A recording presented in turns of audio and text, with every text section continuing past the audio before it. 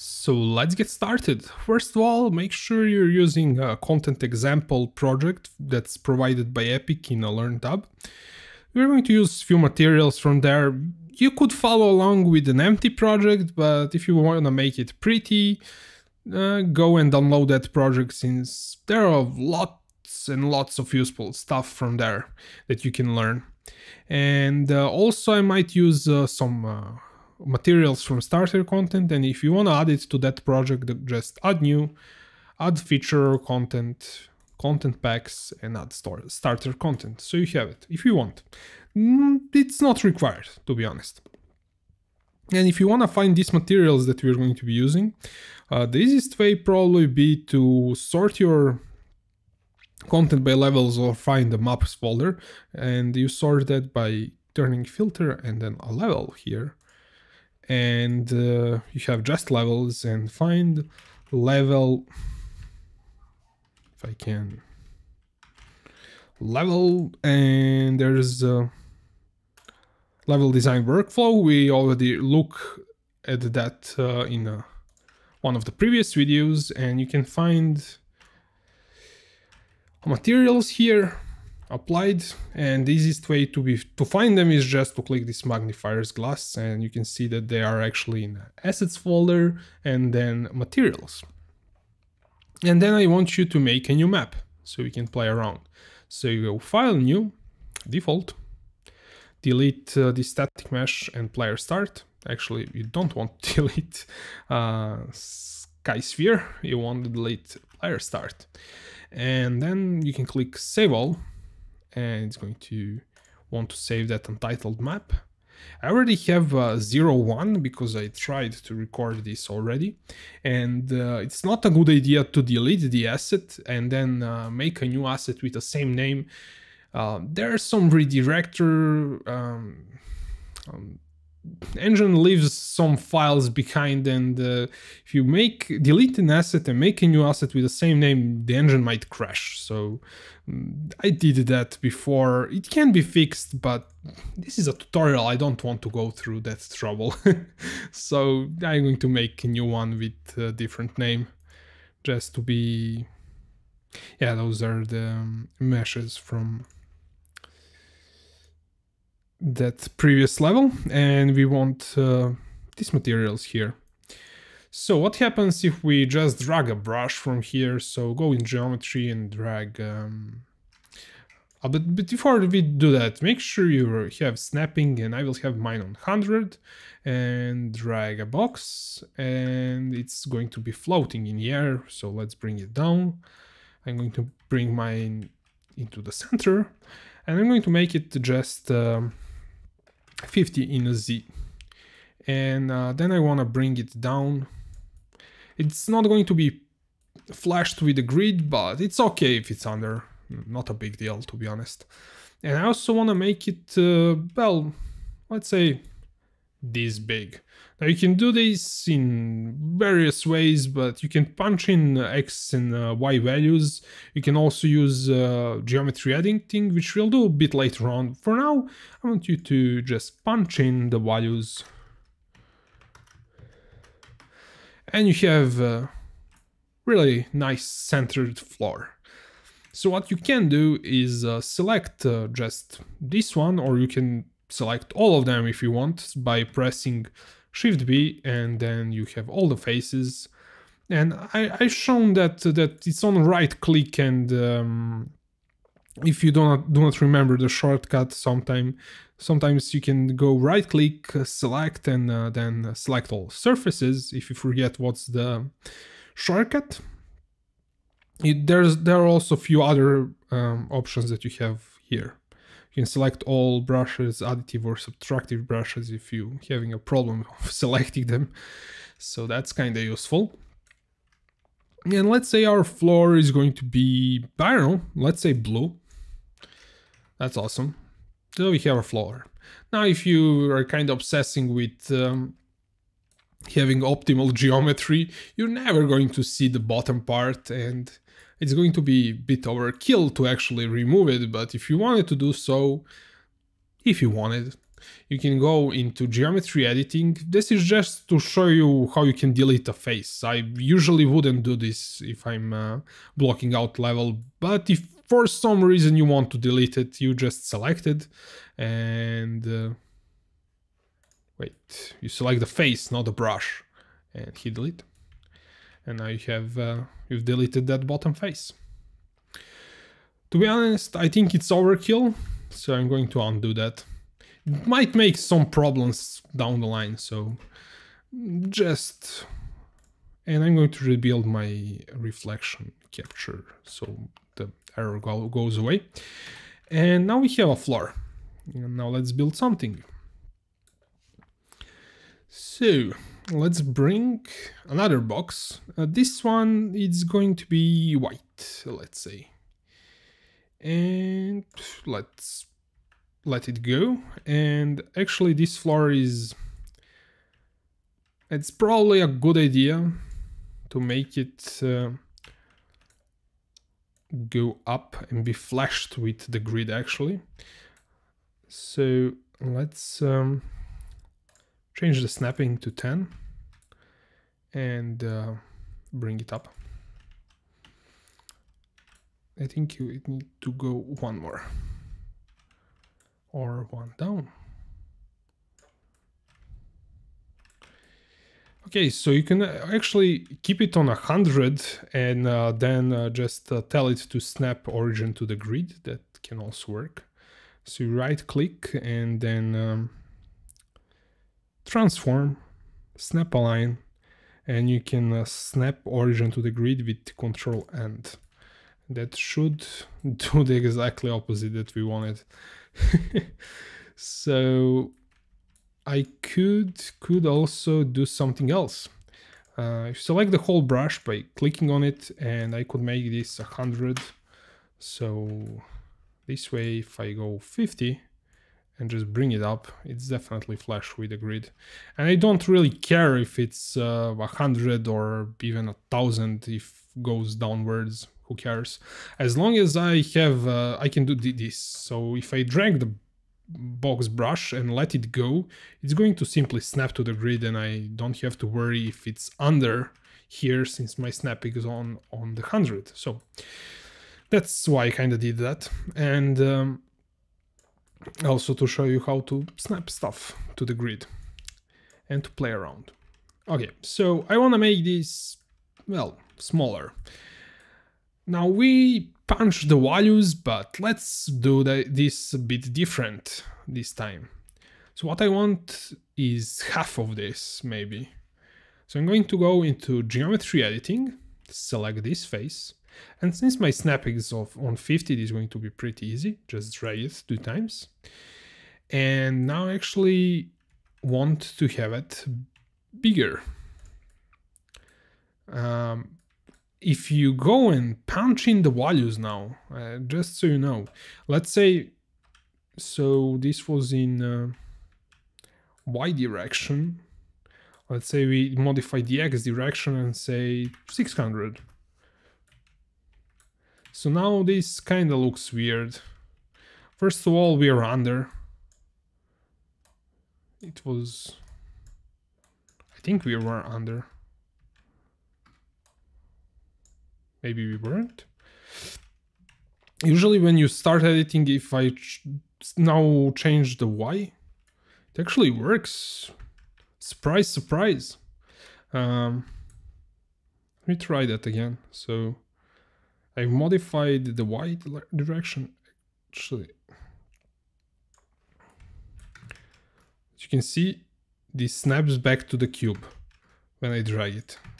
So once you start editing with geometry editing, you probably don't want to mess anymore with your X, Y, and Z values. So get those right on the start just to start off, then you can start using the geometry editing. So I want to make this bigger, and let's actually switch to 100 because it's going to be easier. I want 100 on this side maybe, and 100 on a different side. And I want to make it bigger. So select this face and go up maybe 200. So we have, I want to build a arch doorway like this. I think this is probably enough. Maybe we can make it even bigger if we wanted to. Maybe once more like this. And once more like this. And I'm going to make it like this, maybe. So you can manipulate it however you want. And now maybe if you look at the ground, this cube here, it's 50 centimeters. So I want to maybe have another cube to punch in through this one. So I'm going to bring, and I'm actually going to use yellow material. And let's snap it in the middle. And now we have 4 on each side, but maybe let's make this cube a bit bigger. So is that direction? No, you can just try it out quickly. But if we want in X direction, you can see that red one, you can see it in a viewport maybe down here. So X direction is the red one. So let's say 300 in X direction. So we have a 3, well, this one is 50, so we have 150 of this side and 150 centimeters on this side. And we know that our doorway is going to be 100, so we can change this to 100. This doesn't matter, to be honest. When we turn it into Subtractive Brush, it doesn't really matter if it's bigger. And now it's subtractive, and if I push it inwards, it's going to make a hole. Now, if we wanted to make that hole bigger, we could punch in the Z value. So let's say we want 300. Now we punch in the hole downwards, so I'm going to pull it up. And now I want this to be an arch doorway. And to be honest, I actually want this to be even bigger. So let's say 400. And we're going to make it arch. So you go back and forth with what you want to do. So because we know that this is 400, when we bring a cylindrical brush, we want it to, first of all, we are going to rotate it. And then we are going to make it, so actually I made it already the size that it has to be. So Z is how big it is in this direction, and the radius is how big or small it is. And the radius is from the center, so 200 on the radius and then go around. And since this is 400, we have 2 times the radius, which is exactly how much it needs to be. So let's make it in Z100, so it matches this thing here, which is awesome. And then let's bring it up a bit. And let's make it a subtractive brush. So we have a doorway here. And maybe make it add more sides to it so it looks better. So it's now it's on 8. You can go crazy, but I wouldn't really advise it. So you could probably do away with maybe 20-ish. You can try it. Since this is just for prototyping, you don't want to go too crazy. We probably need to bring it even further up to make it look good. So we'll have to bring this brush even further up. So let's make it a bit better, maybe 40, since we have just this in a level, so why not? And now I'm going to select this brush and go into editing and going to bring it even further up. So we're on 50. How does that look? You know what, I think this looks pretty good. Okay, now we definitely want this maybe to be the same material as this one. So it looks like it's just the mesh standing well, this mesh looks like it's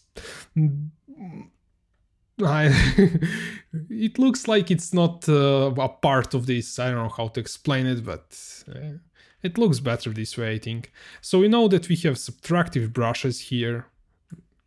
And what's a kind of good idea, since we have this, is to actually group it. So we can only select this, like try to select through here, won't select anything. But if we click on this, then this, actually if you shift click, you will transfer the material, which is not what we want to do. So if let's say I click on this, then I hold shift and click on this, it's going to get different materials. So that's not what we wanted to. We want to select this and then control click to select the different brush, and then control click to select this one, and then press Control G. And now we have a group vector that's going to select all of them. So if I deselect this and then want to select this thing, yep, we are selecting everything. And if we want to ungroup them, so right click groups, and you can see what you can do. You can press Shift G to ungroup, and then you can start editing. Normally, if you right click groups, press Control G. There's also one shortcut where you can hide the group. If you hide a group, not like that, but I think it's Control Shift G. It disables grouping altogether. So if you want to keep your group, so you don't want to ungroup the object, but want to select something that's in a group, you press Control Shift G, and then it's going to disable the groups. That's one more tip. And now you can maybe, if you wanted to, you can press Alt and drag it out, and maybe build yourself some kind of, I don't know, temple. And maybe you want it to be flashed out with this thing here. I don't know how big we made it, so maybe I thought 3 would work, but it doesn't. So maybe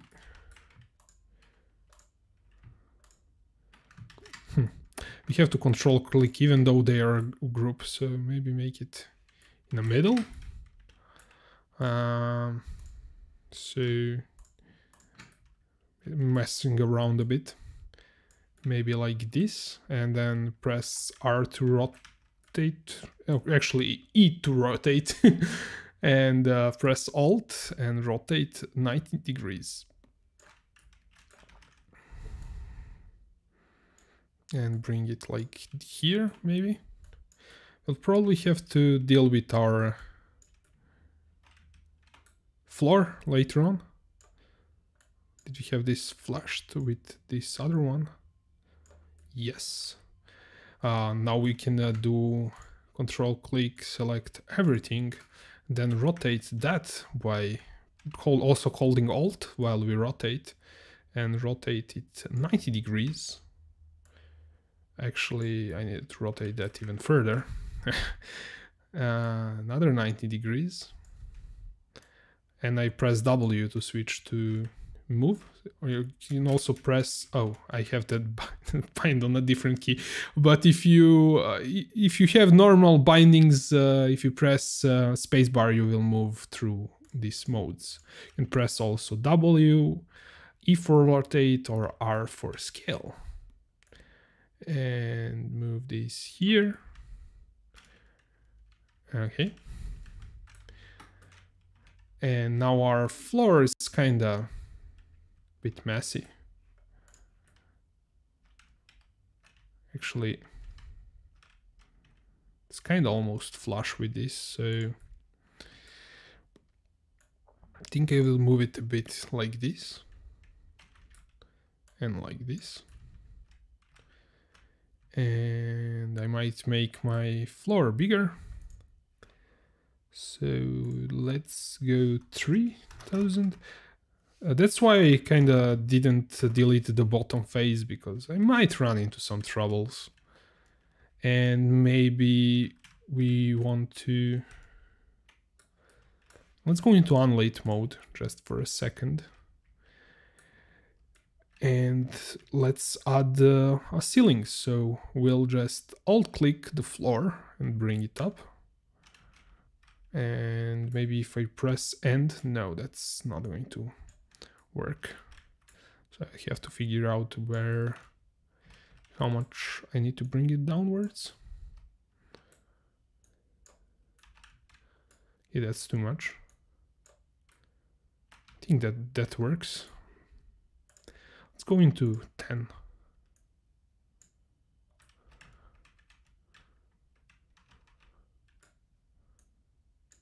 We can also go into orthographic views. So if we press here, and I think anyone front or left will work. Let's say front, and we can flash it with this thing. And since we're kind of here, let's edit this geometry from an orthographic viewport. I will go into edit and let's select this brush and select these two vertices and pull them. I will want to go to 50. Select the brush, select these vertices and pull it maybe to here. Select these ones, pull it here. And then I want to go into a different view. Let's say we were in the left, let's go into front. No, we were in the front, let's go into left view. Let's see, actually top view, why not? So I want to bring, we brought these ones. Let's select this edge and bring it. How many we have? Two grid. That's 50, so we have 100 centimeters in between those. Okay, so left click to select. I'm also using right click to move around and scroll wheel up and down. And this should work. Let's switch to normal view. Hey, this kind of looks okay. We could also make this white. So let's press Shift B, and I will also press Shift click on this material. No. Interesting. Do I have to select this one, then Shift? Oh, I think it doesn't work because we grouped it. I rarely use that shortcut, but if we select this material and press Shift B and then Shift click, it's going to apply it. Instead of dragging it to viewport or here, you can shift click on a mesh that you want to apply it. It's kind of a really quick way. And you know what? I'm not digging this yellow here, so I will select that, and we can do one trick here. So I will right click and go to select and select all subtractive brushes. And then I will Shift B. That didn't work. Maybe I should turn off groups. Brush types. That's not going to work, I guess. Let's try it with... let's try right click, select again, select all subtractive brushes. I thought I could change the material really quickly. Maybe I can shift click one of those. Not really. Interesting. So what you would probably have to do is Shift B, and it has two materials. Oh yeah, it has this one. So I want to change just the yellow one. Actually, I don't want to change this one. So you would probably have to go and just drag, go Shift B and keep dragging those. Shift B.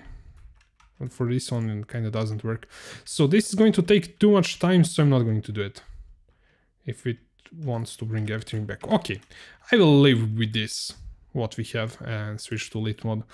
I kind of wanted to experiment on a spot to try to select all subtractive brushes, but I won't go and do that, I guess. So It's kind of, the reflection looks like this is blue, but it actually isn't. And we have to build our lighting if we want to have something. So I think that would be a good idea for our next video, since we already built a whole bunch of stuff. So it's going to be part A of this video, and we're going to continue in the next video with building the lights. So guys, hope you're enjoying this tutorial series, and see you in the next one.